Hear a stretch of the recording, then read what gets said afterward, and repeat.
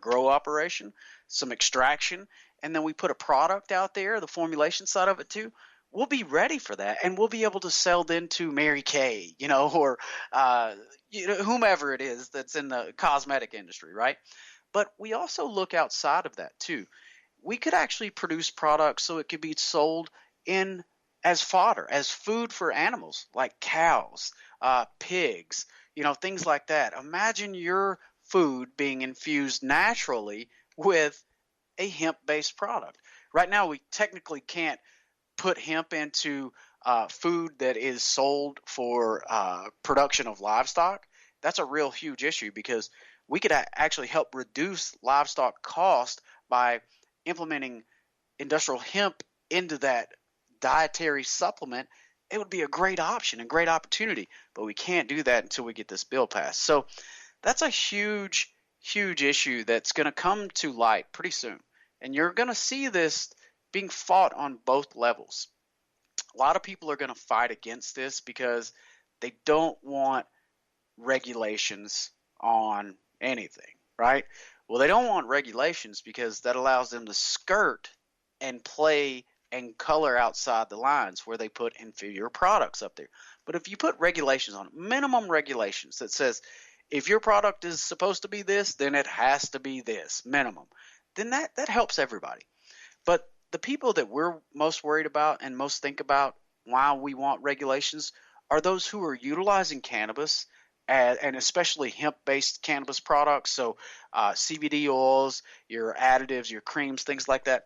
They have compromised immune systems oftentimes, and we don't want those people, those individuals, those oftentimes children to get a product that is inferior, that is not what it is listed as it's labeled.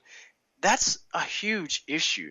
If a child were to become, and they have, become sick off of something they got that was labeled as CBD, it would be terrible for everybody. I'll never forget, you all. Never forget. We do this event every year where we put on our casket demonstration at Veterans for Cannabis, and we set up outside the VAs and we do a press conference.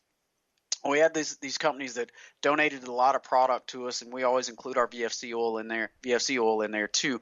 But I got this product and took a 1 milliliter, 2 milliliters, I don't remember, and 10 minutes later, after taking this product, I had to pull my car over and throw up. What the hell? That should not happen. I should not take a CBD-based product and almost projectile vomit immediately after that, right? And there's no telling where you're going to go with the Veterans for Cannabis podcast. Thank you so much for tuning in today, where we actually talk about legislation and we talk about projectile vomiting in the same sentence. But you should not get sick from using a CBD oil. The reason that I got sick is because it is not a regulated industry. We need regulations. We need this to happen.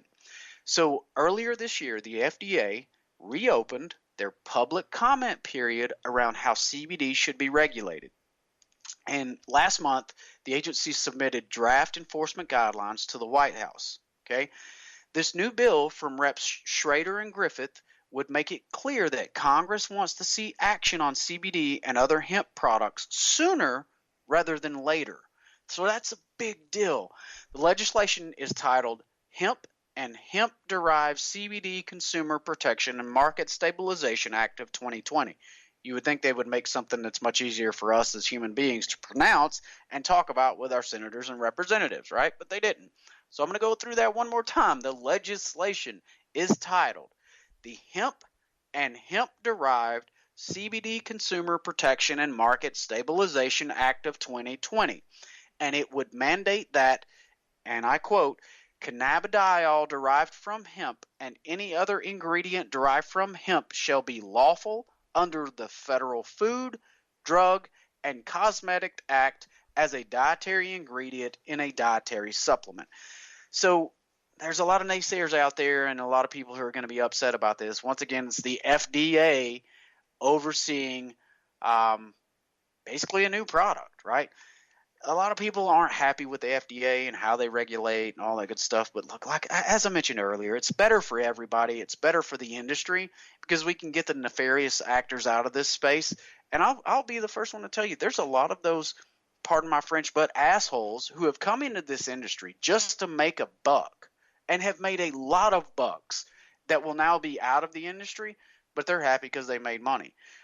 Those little guys like us who are producing the best quality product and putting it out there available for people that are going through all the regulations that we need to go through, and in even more some right now, will stay here. And it'll be good for us because we get those bad actors out of the space. But you know what? We're always going to have those people who don't like that. So hemp-derived dietary products would still be required to comply with federal requirements on packaging and labeling under the proposal, as well as FDA rules regarding new dietary ingredients. And there's a lot of some industry advocates, right, who have pushed hard to clear a federal path for hemp and hemp-derived CBD products say the measure would boost consumer confidence in CBD products and help businesses that poured money into hemp production early, expecting markets to open quickly. So there's two sides to that, right? The side from us, the industry advocates who are pushing hard to clear the federal path for hemp-derived CBD products, saying it's going to boost consumer confidence, which is absolutely true. There's no doubt it will. And then there's that other side of it that says, hey, all those businesses and all those men and women who poured money into the hemp production can actually make money on it now in a quicker manner because it's going to open it up for cosmetic opportunities, which is absolutely true. And a lot of people have been betting on that through this process. They spent millions and millions of dollars in building huge processing facilities, big extraction equipment, and bigly done, right? But they really have. They poured a lot of money into it, and they're not seeing the returns that they want to see right now because they know they can charge an extremely high premium to the cosmetic industry to put CBD into these products. So it's going to be good for everybody. There's a lot of negativity out there that may be around this, but don't forget, we just need your support. I'll go back to the beginning that we talked about earlier. The whole entire reason that we're doing this is so that you all know that we're there for you. We can make this happen, and we need your support. Your absolute action is what has to happen. Absolute action. So first and foremost, we ask for you all to listen to this podcast and then share the VFC podcast with your friends, your family, your associates. Share it on social media. Get the message out there. They've got to get active. If you want to see cannabis become mainstream and not be looked upon negatively, and to make sure that it's in everything that it should be in. I think you all know where Joshua Littrell stands as your host here at the Veterans for Cannabis podcast on CBD. He believes it should be in everything, which is true. But we can't put it in everything without regulations and guidelines. So we ask you all to call your representatives and call your senators and ask for them to support. What are they going to support again? What's that big, long titled piece of legislation? It's called the Hemp and Hemp-Derived CBD Consumer Protection and Market Stabilization Act of 2020. Ask for your representatives and your senators to support this. So we need you to call, we need you to write, we need you to email, we need you to get those carrier pigeons fed really, really well so they can take that message up there and make it happen and get this passed. What are they getting passed? The Hemp and Hemp-Derived CBD Consumer Protection and Market Stabilization Act of 2020. There's a lot of other things that are out there that are going to help normalize cannabis. And one of the biggest things that we've got going is you, the listener. We cannot do what we need to do without you. So please, please, please, we beg, we implore, we ask, we want you all to do what we need done, which is contact your state reps, contact your United States reps, contact your senators. You have to get this done.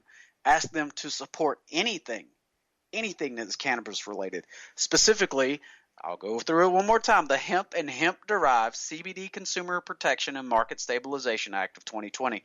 But on top of that, asking them to support the Safe Banking Act to give cannabis-based businesses the opportunity to bank, to process credit cards, to just operate like a normal business. But we can't do it without you. So we ask that you listen, that you share, and that you get active in the community and send emails, phone calls, text messages to your elected officials, and let's get cannabis normalized. I'm Joshua Littrell. Thank you so much for joining us here on the Veterans for Cannabis podcast today, and we hope you all have a great evening or a great day.